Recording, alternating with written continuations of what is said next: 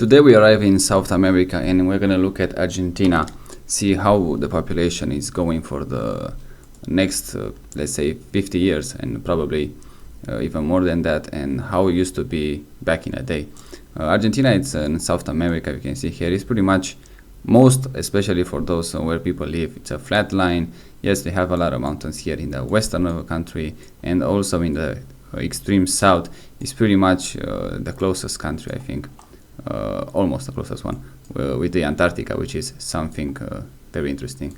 Now, Argentina has a population of about 45 million people, and as you can see here, there is a steep declining line in a growing rate, with a bit of comeback here, but I don't think that's gonna make any difference in the future of them.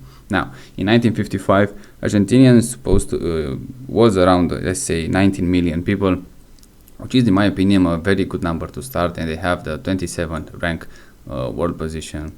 Fertility rate was very, very good for them. It's more like 3.1, 3.2, let's say.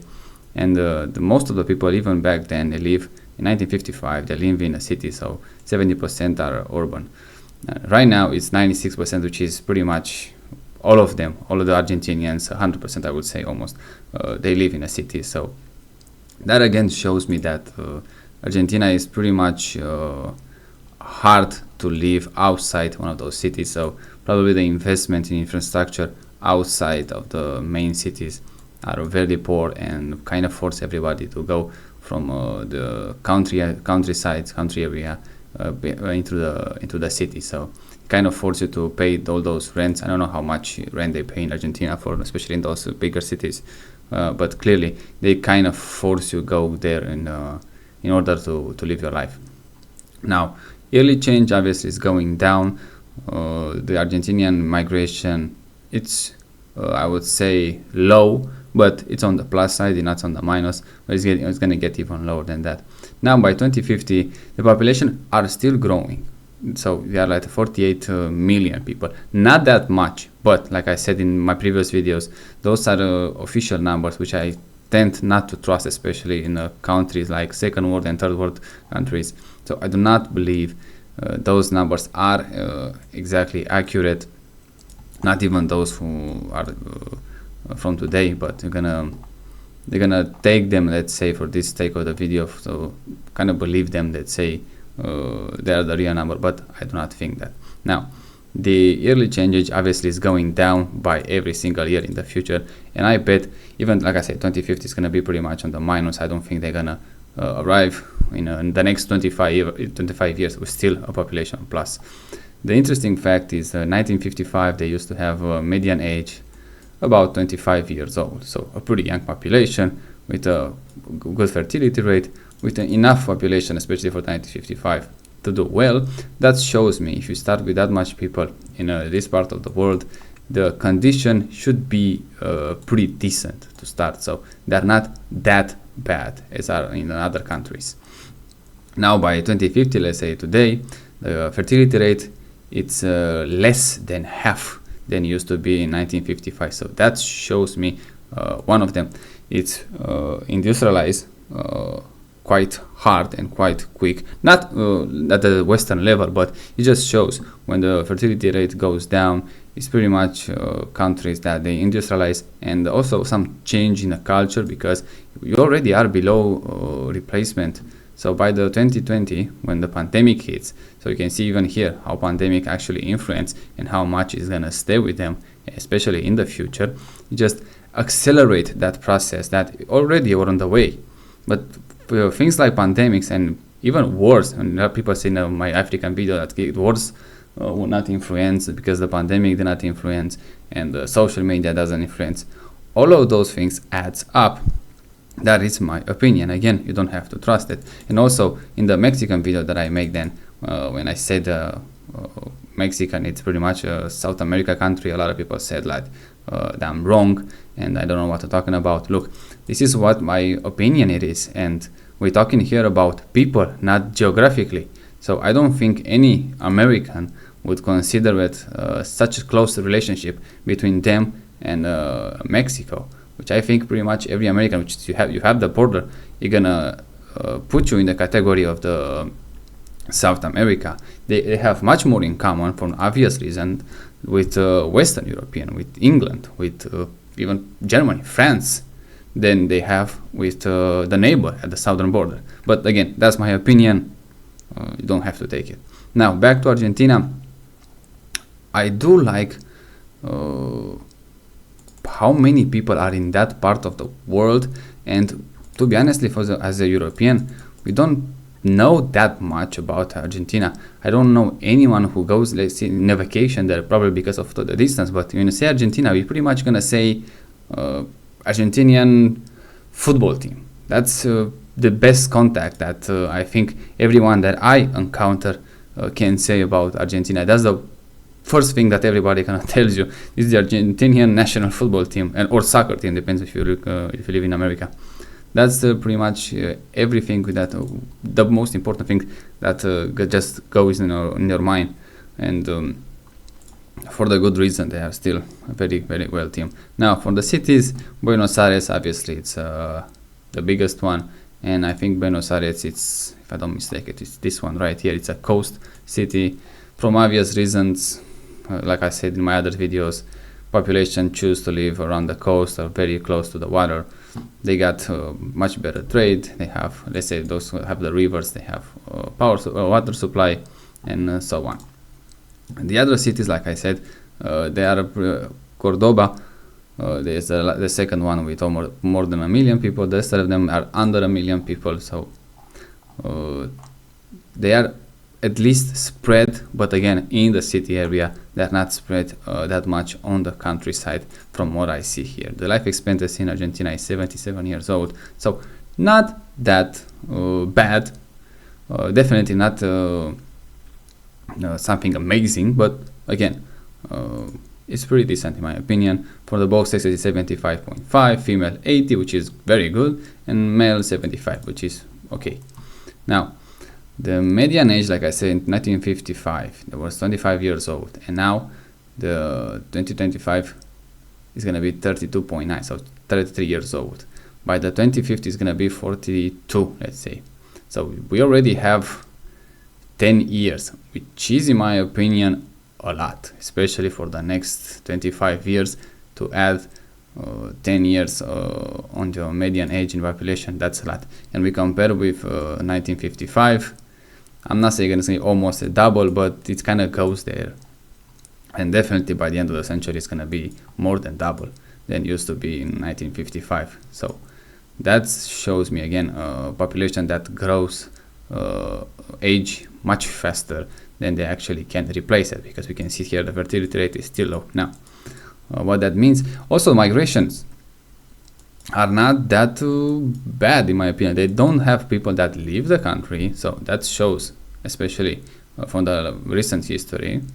Back in the day, they used to have probably have here some worse condition, and some 1975 again, some people live there, but for most of them, they do have better condition. I do believe they have better condition, let's say in their neighborhoods, country that they have a border.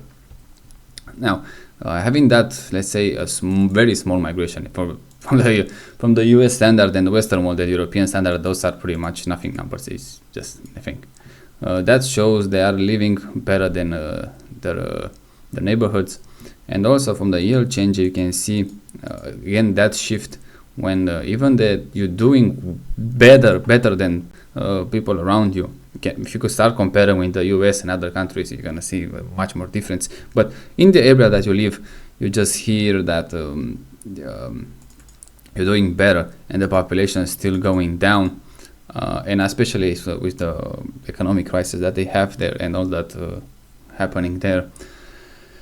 It just kind of shows what I believe the growing rate and the population is declining, because every video that I make, you have to understand, you have to look at my videos as a pyramid, but upside down. On the top of the pyramid should be your grandparents, and when they used to have a lot of kids, let's say. Then in the middle one is going to be your parents, which they didn't have that many.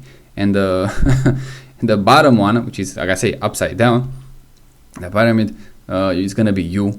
We're pretty much, you're gonna have like if you have one kid it's gonna be pretty much that's it. It's gonna be the average, like I say, and here it's 1.5, but I don't think, like I said, those numbers are exactly real. Now, what that shows you, that translating that median age going up, so people still are live longer, but they are not producing again that much. It's gonna put pressure on the system, which is gonna be in this spiral that you as a young person that pays taxes and go to work, you're gonna have to pay even more or have a worse condition. So you're not gonna willing, you're not gonna to go out there and let's say make 3-5 kids, let's say 3.1 like they used to have. So that's one of them. Also the social aspect, which is pretty much people kind of don't want to have all of those. And the main problem, in my opinion, obviously was the money, and also one of them that I don't see that many people talking about it, and it's available for pretty much every single country, especially in the West, and also those who just start to industrialize and is gonna follow the footsteps on the Western world. Yeah, you have so much regulation. Even when you have a kid, you pretty much are mandatory to just send them to the kindergarten. That's gonna cost money and also time. You keep in mind you still have to work, so you have to do all of that. And everything, like I say, in the Western world, it got so much bureaucracy in those areas, especially with the child. The government pretty much, if they get some complaints from, let's say, from the neighborhood because you have an argument with your wife or whatever, the government can enter the house and take your kids, and then it's gonna start a battle for taking back all those stuff. I know people say it's not gonna happen to me, but when they happen, and especially someone they know and they are get close to that problem, it's gonna put you on a hold, at least. If not, you're gonna hit the brakes very hard on having kids, and all those things adds up. Like I said, the money, the bureaucracy, the social change, it's pretty much everything going together right now in this spiral. And also those, I think people are gonna say, like government gonna implement and social programs to grow the fertility rate, and people, no, they don't. Yeah, every of those problems, they never works. They just the socialist program is pretty much almost as a communist era. It doesn't work. It's just gonna be easier for the government to just steal about a bunch of money. Gonna see all those numbers when they're gonna release it. If they do that in some countries, how much money they're gonna spend on those programs, and the outcome is gonna be pretty much zero. So you can make people having kids if they don't want them. I think the Nazi Germany tried, they failed.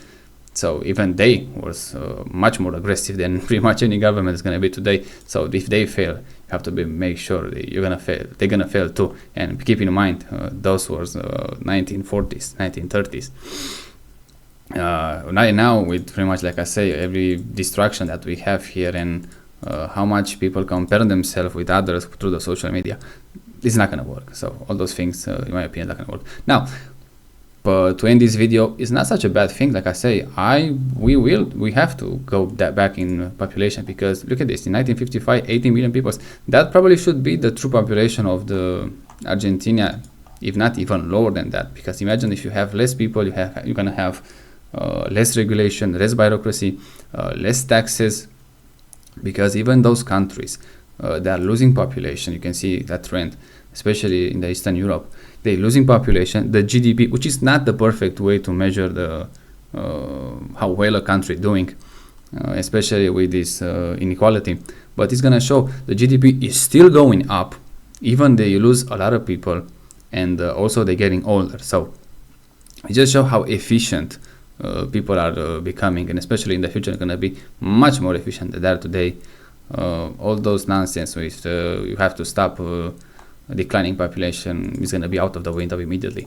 So yeah, that was the video. That was my opinion. If you are from Argentina, leave a comment, say how you think life actually is there, then how I describe it, and how you think it's going to be in the future, especially in the next 25 years.